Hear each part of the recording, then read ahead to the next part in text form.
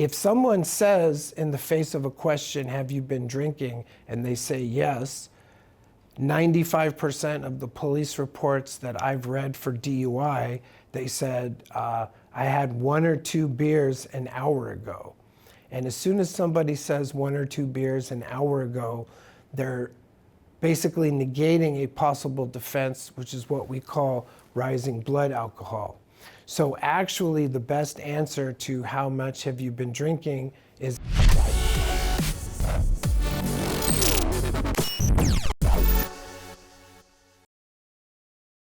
Attorney Nicholas Rosenberg, thank you for coming by today. Thanks for having me. Pleasure to be here. It's always a pleasure. And you know, you've said that your friends can call you Rosenberg, and I want to thank you for allowing me to do so. Yeah, everyone just calls me Rosenberg. Now, Rosenberg, you've been a criminal attorney in Los Angeles, Ventura County area for over a decade, and you've been an advocate for what we call the underdog, right? The guy who's facing the state of California. Tell us a little bit about how you got into law and why you've always been an advocate for the underdog. Sure. Well, I would say I got my start in advocacy when I was a young community organizer in the Tenderloin in San Francisco, very, very low income, very, very high crime.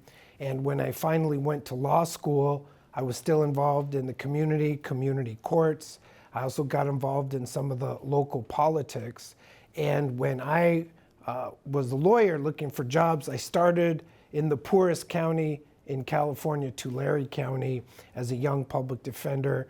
Did a lot of juvenile cases, got involved with the gang enhancements. So I started my law firm in LA in 2011, so I've got 10 years here, and I had about 5 years of prior experience working in 2 public defender offices and working for 2, I usually call them the Lamborghini lawyers.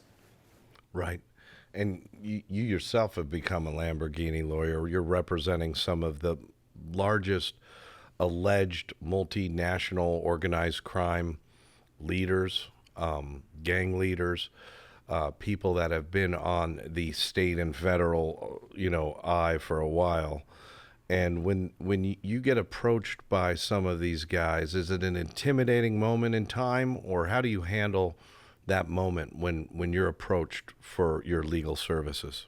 Well, I would first say that I'm not a Lamborghini lawyer myself. I drive a Toyota, but I got the carpool sticker and the fast track, so that's my MO. So when I first started doing gang allegations, it took me a while to see past the tattoos. I had a client in LA, he had so much ink on his face, and I learned to see through the bars, through the tattoos, and just look at somebody's eyes. And when I started to be able to do that, I was able to represent folks effectively, because all of this exterior stuff, obviously those are issues when my jurors see them. But I think if you start with that initial, halfway, I'll tell you this, a lot of my clients have been in prison for a long, long time. And you've got about 30 seconds when you first meet them, they're scanning you and they're gonna decide, is this guy full of shit or is this guy legit? So I have learned during that period, and then I'm always able to build a rapport with my client, no matter what the severity of the allegations are. And some of the severity of those allegations are, murder 1, extortion, the gambit. These are very high violent crimes, and also narcotics cases that involve multiple kilos and trunks and so forth. When your client gets pulled over and in the trunk there's 10 kilos, a felony amount of cocaine, and they come to you, I mean, how do you approach your legal strategy? I mean, how do you wiggle out of a scenario like that? Or are you just trying to mitigate the time served at that point? Well, let's talk about cases. Transportation of narcotics could be in the trunk. So the first thing is we do a search and seizure checklist. We ask ourselves, was there reasonable suspicion for the traffic stop? A lot of times there is, especially tinted windows, real quick, no offense to my guys who tint the windows. You want to stick with the factory tint, because I can't tell you how many police reports I read where somebody's pulled over for tinted windows. Could lead to contraband like guns and or controlled substances. So we go through our search and seizure checklist, and I did a case which will solidify this in your mind. I used a Supreme Court case, the Rodriguez case, and what it said is that if you've got a traffic stop and you're doing a traffic investigation, you cannot prolong that detention indefinitely and turn it into a drug investigation unless you have cause. So I did a case, it was almost 14 kilos in the trunk. I ran a motion to suppress. Motion to suppress, what's a motion? A motion means anytime I'm asking my judge to do something for me, that's basically a motion. So in this case, motion to suppress, that means I'm asking the judge, this was an unconstitutional search. Your Honor, I want you to dismiss this evidence. What's trending in terms of what the local law enforcement agencies are really cracking down on? And one of those things is this ghost gun thing. Tell us a little bit about ghost guns, what they are, and what type of penalties you're seeing in connection with toting these in your car or on your person. Sure. Well, so the idea of crime du jour is that law enforcement will often have certain types of offenses that they're targeting. For example, there could be a sweep, big sweep for prostitution.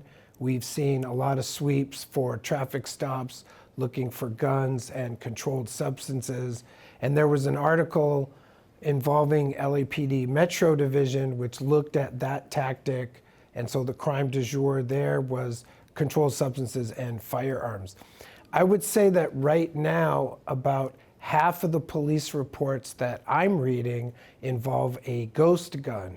So the origin of the term ghost gun means that it's untraceable because on the receiver, there's no serial number. So if you go to Smith & Wesson or Winchester and you're buying a handgun, there's going to be a serial number on there, which is a unique identifier. So the ghost gun comes in the mail or you drive it in from Nevada with no serial number, and therefore it's impossible to trace. What's interesting about it is currently under federal law, it's legal to manufacture and then transport that item. However, under California law, having an unregistered receiver is itself a new offense. As far as firearm offenses go in California, there's probably over 30 or 40 penal code sections that refer to them. Most of the firearm enhancements are what I call a baby felony, and that's going to be above the 1 year mark, 16 months, 2 years, and 3 years. So lots of ghost guns out there, not limited to handguns, but there are also AR-15, assault rifles, and other firearms like that that fall into the category of a ghost gun. Right. You know, it's strange because even friends of mine that normally wouldn't tote pistols, these are civilians, non-gangbangers, law-abiding guys, they feel compelled in today's climate to carry, even though they don't have a CCW. What would happen to a guy that was carrying a pistol that was registered to him, but he was carrying it loaded and concealed? What type of penalty is involved in that? Yeah, again, that falls under, as long as it's not an assault rifle that's coming in from out of state, that exposure, if you're getting probation denied, probation on a felony means no more than 1 year in county jail, but if you violate, they can go above the 1 year. Having a firearm in your vehicle, for example, which is not properly stored, which would be unloaded, secured, in the trunk, not accessible, again, unloaded. Any other formulation can be carrying a concealed weapon inside a vehicle. Again, same sentencing range, 16 months, 2 years, and then the 3 years. I'll tell you that some of my clients are well known in entertainment, they're influencers, and they tell me all the time, Rosenberg, look, I can't just go out there naked, right? I'm an influencer, I have haters. So for whatever reason, I'd say, especially if you're driving in Los Angeles, it's not a bad assumption that somebody may have a firearm in the car. Attorney Nicholas Rosenberg here. We're at Cinemills TV. And if you like what you see, hit like and hit subscribe. Taking off your criminal attorney hat, what is your thoughts of open carry or concealed carry and just making it a level playing ground for everyone? Would that lead to a disastrous society, or would it make everybody say, hey, I'm going to watch my P's and Q's? Well, so the first thing is that I can never, ever really take my criminal attorney hat off. I'll use an analogy, and I think you've opened it up for me. Let's say we're sitting at a bar in Texas, and I look to my left, and I see 3 gentlemen, and I know that they're armed. I look to my right, I see 3 other gentlemen, I know that they're armed. I'm probably not going to be elbowing people and being, a Weisenheimer. So to that extent, I think it might level a playing field. I'm not an anti-gun violence advocate. There are people who do that, and that's important advocacy. I'd say in general, I'm more of a libertarian. So I'm asking for the ability for my government, hey, let me pursue my happiness with the fewer obstacles to that, the better. But as an attorney defending people accused of crimes, I don't do the policy advocacy that I did before I was an attorney. Right. You've been drinking a little bit at the bar or dinner. You get in your car. Subsequently, you're pulled over by law enforcement. One of the first questions law enforcement often asks, if it's at a certain hour, have you been drinking? What would be your advice to clients in that response? Sure. Well, I'm going to give a shout out to my colleagues, Pot Brothers at Law. They have the 25-word script that covers a situation of a vehicular traffic stop. If I were in that situation, I might just simply hand my ID and registration over. If someone says in the face of a question, have you been drinking? And they say yes, 95% of the police reports that I've read for DUI, they said, I had 1 or 2 beers an hour ago. And as soon as somebody says 1 or 2 beers an hour ago, they're basically negating a possible defense, which is what we call rising blood alcohol. So actually the best answer to how much have you been drinking is I had 4 shots of Patron right before I got behind the wheel. Now anyone who says that has given themselves 0.02, 04, 06, 08 within 15 minutes of doing their field sobriety test. That person has preserved their rising blood alcohol defense. But when it comes to interacting with police, I always advocate if there's a warrant, cooperate with the officer, and then we can litigate those issues in court. Right. And I noticed you advocate for your clients and just people in general to keep your mouth shut when dealing with law enforcement. Be as minimal as possible. How many experiences directly have you seen where if someone just kept their mouth shut, they wouldn't be in the pickle they're in? Sure. And I have it, it's on my Instagram, which is at Attorney Rosenberg. I even made a t-shirt out of it. So let's say somebody's never been arrested, but the detectives are coming around, they're leaving business cards, you're under investigation. I have an 8-word script, which is, I have no statement, I want my lawyer. I have no statement, I want my lawyer. And so what that does is you're asserting your 5th and your 6th Amendment right even before you're in custody, and then the detectives get the idea, okay, this guy's lawyered up, we're not going to get anything out of him. The second place where this script is important is if you've actually been arrested and you're taken down to the police station So custodial interrogation, that triggers your Miranda rights, and your Miranda rights really boil down to, I have no statement, I want my lawyer. If you say that during a custodial interrogation, meaning you're in custody and the cops are asking questions, trying to incriminate you, that interview should end. Now, are there cases I have where what comes out of my client's mouth is the bulk of the evidence against him or her? And the answer is yes. Unfortunately, there are many situations where somebody thinks that they're able to explain their innocence to the officer. They're really only putting themselves at the crime scene, contributing to probable cause to arrest. The other scenario that I talk about is what we call a Perkins operation. Under a Perkins operation, somebody's arrested, they're at the police station, but there are either confidential informants or actual officers at the station with them in custody. So you're saying that it's not atypical for you to be in a holding tank and what you think is a fellow inmate in that tank is really an informant and or an agent of law enforcement. And they might be kind of talking small talk with you going, hey man, what are you in here for? And if you spill the beans, you've just told on yourself essentially, right? Yeah, we see that the most, again, the Perkins operation. We see that the most for cold case murders. This means somebody's not arrested shortly after the shooting incident, but maybe they're in custody 6 months later. The detectives will do a stimulation session. They might show them some photographs. They might say, hey, here's your car. You remember this incident? We're investigating.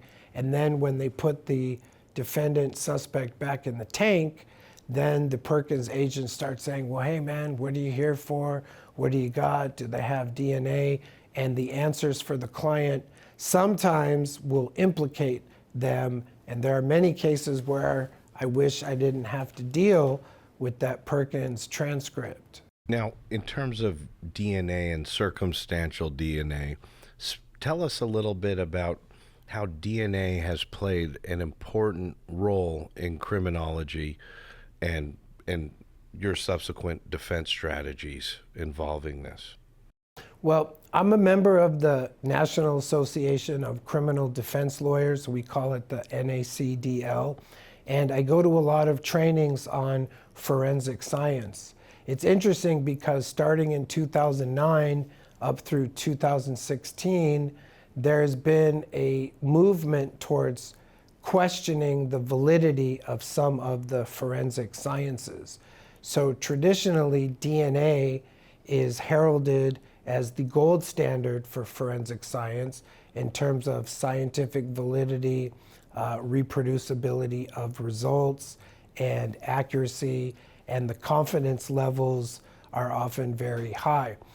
Most of the other forensic sciences are not as strong. So for example, bite mark evidence has been almost completely discredited. The validity, underlying scientific validity and accuracy and confidence level for ballistics, basically firearm tool mark evidence, that's also come into question. Again, if you use highly qualified, articulate experts, that ploy by the prosecutor could end up backfiring on them. Right. And you talk about jurors. How important is the jury selection process when you go to trial? Well, I would say that the one phase of the jury trial where I get the most amped up is jury selection, because in the back of my mind is the thought, what if I pick a wrong jury? And I'll just give you a really good example.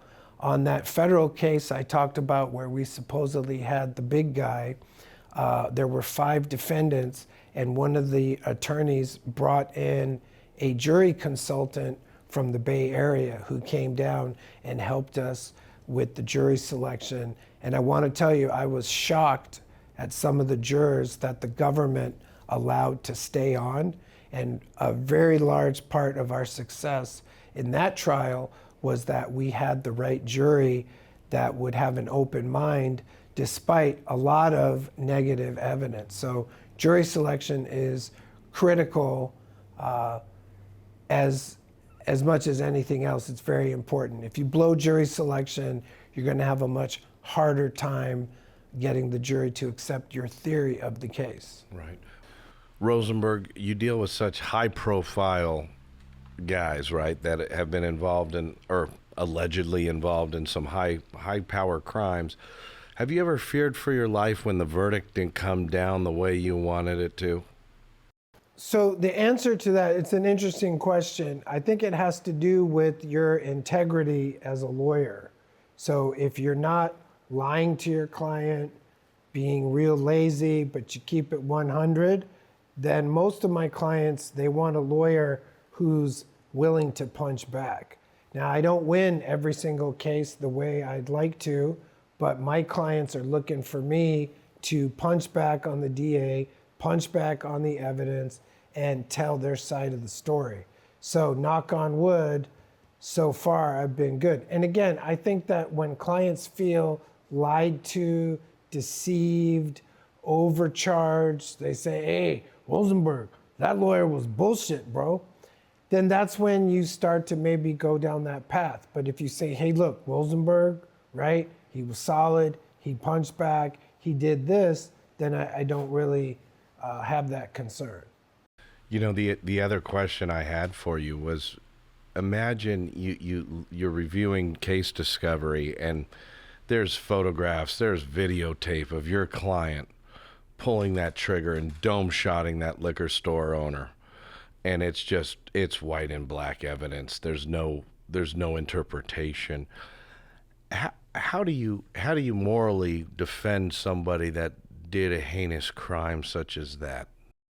Well, I think first of all, the answer comes from the law and not from morality. Morality could be based on religion. It could be based upon a personal philosophy. But as far as I know, when I read the Sixth Amendment specifically guarantees the right to counsel. So you don't have a right to a preacher, but you have a right to an attorney, and it's bedrock, fundamentally part of our country. So I take that seriously, and under the Sixth Amendment, you have the right to counsel, and so if you hire me, that could be Rosenberg. Right. And, you know, you mentioned, you know, you'll take certain cases. Oftentimes, if the defendant is someone that you like, someone that you believe in, and, you know, a lot of these guys probably can't afford to pay, you know, market rate for an attorney such as yourself with your experience. Have you had some abnormal or strange form of payments offered to you, i.e. pink slips to cars, gold bars? Has any of that come down your direction? Well, I had a lady come in once who was accused of stealing $500,000 of gold bullion from one of her ex-boyfriends. I emphasize the word one of her ex-boyfriends. But in general, I don't deal with that. I don't do barter. Sometimes lawyers will write a lien on some judgment that might come in. In my experience, that judgment never comes in, so I just stick with traditional forms of payment. It makes my life easier, etc. Speaking of caseloads, how many will you have at any given point? Is there a maximum, minimum? Is there, like, for example, how many ongoing cases are you involved in at the present moment? Sure. So the answer is I actually don't know, because I don't do it by the numbers. I do it by the scope of the project. What is it that I have to do on the case? But I can answer as far as numbers. I have a colleague who's a prosecutor in the hardcore gang unit, which has been renamed by George Gascon, but now it's called the covered unit. But I know that he's got 24 gang murders that he's towing as part of his caseload. To me, that's a high number. I don't want to have, 30 gang murders, because then I'm so dilute, I'm not going to, be effective. So to be an effective lawyer, you do have to guard your caseload. You can't necessarily take every single inquiry, because you've got duties to your clients who have already hired you. Right. And you mentioned Gascon. A lot of the prosecutors seem to be unhappy with Gascon.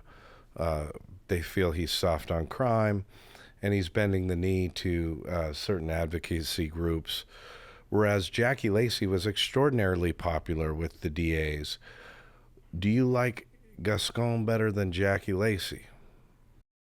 So my answer to that is, if you go back and check out my bio, you'll see that I was a community organizer in the Tenderloin from 1999 up until 2005. I worked in the community court. I was a judge arbitrator. I was on a nonprofit housing board, and I ran one of my friend's campaigns for supervisor in 2004. So the Bay Area influence, I'm familiar with George Gascon and the progressive reforms. If I had to vote, I would vote for Gascon. I'm not going to say anything about former District Attorney Lacey, but I do believe that some of the advocates who had looked at her statistics in prosecuting officers, I believe that was valid research. Yeah, it's quite interesting because Jackie Lacey really represents A, women, and B, she's African American, and C, she grew up in a low socioeconomic environment, that being South Central LA. And so here we have the quote unquote girl from the hood who rises to the top of the DA hierarchy, becomes the district attorney of the county of Los Angeles. And an unfortunate incident involving her husband, where he pulls a pistol out on a small crowd of protesters that were on his front porch, mind you. That incident seemed to be kind of the nail in the coffin for her career as the DA, as she ran for that additional term. That unfortunate event that occurred basically put Jackie away and put Gascon in office. And, if you were to judge Gascon merely by statistics, we're seeing a 33% increase in violent crimes in the county of LA. I'm not blaming Gascon. He can't shoulder all that. But man, what do you think we're dealing with? Why do you think we're seeing this increase in crime, Rosenberg? Well, I mean, certain crimes are increasing or decreasing, and every jurisdiction reports to the feds type 1, type 2 crimes, burglary, robbery, homicide, etc. Myself, I'm not a criminal justice advocate at this moment. That means I don't spend a lot of time following the trends and reading the research. What I can tell you as an Angelino is that 92, 93, 94 were some of the peak homicide rates in LA City, LA County, and we seem to be coming back to a period like that. If I had to wager, if we're sitting around at the bar having a beer, I might say, well, you've got the ghost guns out there, right? And you've also got the pandemic, people have been cooped up, etc.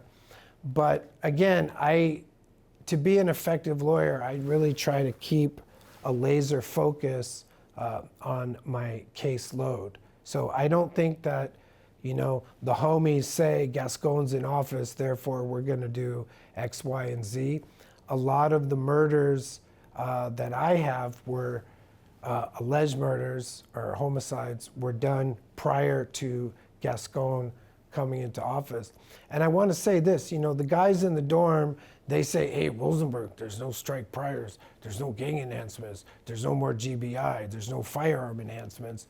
And that's not really true. It's really much more complicated than that. And I've done a lot of posts on those topics on my Instagram account. Speaking of your Instagram account, how can our audience find you, reach out to you, get a hold of you? Sure. I can be found, my Instagram is at Attorney Rosenberg, at Attorney Rosenberg. And by the time you hit RO, you should see me pop up. And I do answer my DMs, and I convert that to phone conversations. Fantastic. Rosenberg, thank you for your time, sir, and sharing your knowledge. We hope to see you soon. All right. Thanks, guys, for having me.